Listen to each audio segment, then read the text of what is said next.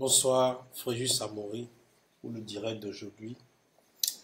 Je veux parler d'une fonctionnalité de Photoshop qui est l'objet dynamique. Nous avons l'habitude de l'utiliser beaucoup, donc on l'utilise. Mais parfois, nous ne savons pas la force de l'objet dynamique dans la manipulation de Photoshop. Je vais prendre un exemple simple qui se passe souvent pas avec la plupart des graphistes débutants. Ceux qui ont la main dans Photoshop et pas dans Illustrator. Parce que ce problème ne se pose pas réellement dans Illustrator, si vous travaillez dans Illustrator. Je prends un exemple, papa, où vous faites la conception d'une carte de visite et que vous finissez totalement la conception. Maintenant, vous voulez imprimer, d'où vous allez enregistrer le fichier sous JPEG. Vous finissez d'enregistrer le fichier sous JPEG, vous créez un document vide avec des limites comme ça que vous placez chaque carte, ses limites. Et vous devez enregistrer pour amener à l'imprimerie et ces limites servent de découpage. Que subitement le client vous appelle, vous dit, écoutez, j'aimerais bien modifier ce numéro, enlève ce numéro de la carte, mais tel numéro. Ça vous donne encore un travail de repartir encore dans le fichier brut, modifier le numéro en question, l'enregistrer sous JPEG et le ramener ici. Aujourd'hui, je viens vous ôter carrément cette peine. Qui est quoi? Qui est le fait de faire déplacer chaque fois la carte, de enregistrer JPEG ou bien faire déplacer ou bien de vous permettre. Parce que si je déplace la carte ici, je fais le JPEG, j'ai 10 calques ici. JPEG. Il suffit simplement que vous preniez votre dossier, carte de visite là. Simplement vous l'importez là. Une fois que vous l'importez, vous ne l'importez pas seulement comme ça. Non. Je supprime le fond. Une fois que vous l'importez, au lieu de commencer par dupliquer le dossier, ça va être dossier du dossier, vous faites clic et droit, convertir en objet dynamique. Et ensuite, vous commencez par dupliquer pour pouvoir placer dans les limitations là, les délimitations là, jusqu'à ce que cela ne remplisse la page. Pourquoi vous faites ça?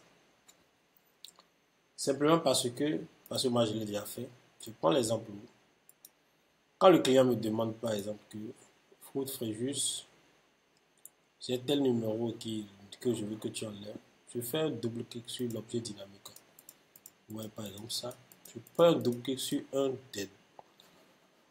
des 10 des objets que j'ai placés ici, puisque c'est le même que j'ai dupliqué. Dès que je fais double clic, ça met après la modification de condition ici, fichier enregistré pour confirmer. Donc dès que j'ouvre, que je viens ici, même s'il faut que je modifie juste le nom, je mets, par exemple, Fréjus Amaury.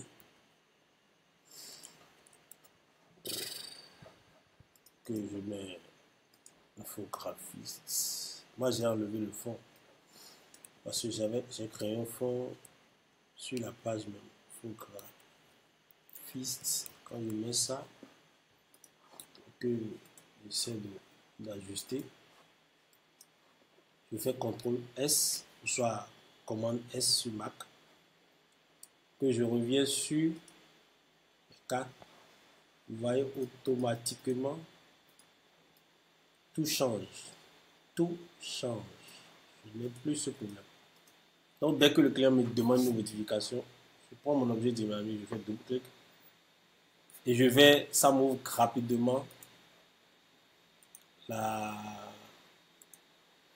le groupe là, le groupe 21, vous voyez ça dans la forme. Et en même temps, puisque c'est le même groupe qui a été dupliqué, tout change en même temps. Au lieu d'aller monter encore, ça vous prendra assez de temps.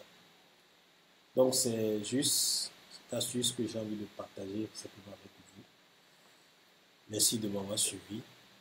Pour ceux qui ont l'habitude de me suivre.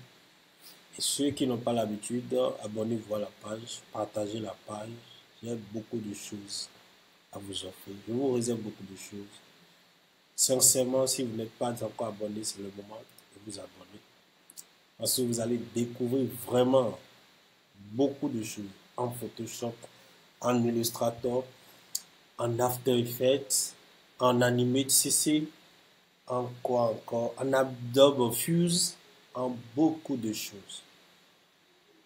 Parce que vraiment, je me cultive et j'aimerais aussi mettre à la disposition cette petite connaissance que j'ai dans le domaine du graphisme. Merci à vous de m'avoir suivi. À bientôt.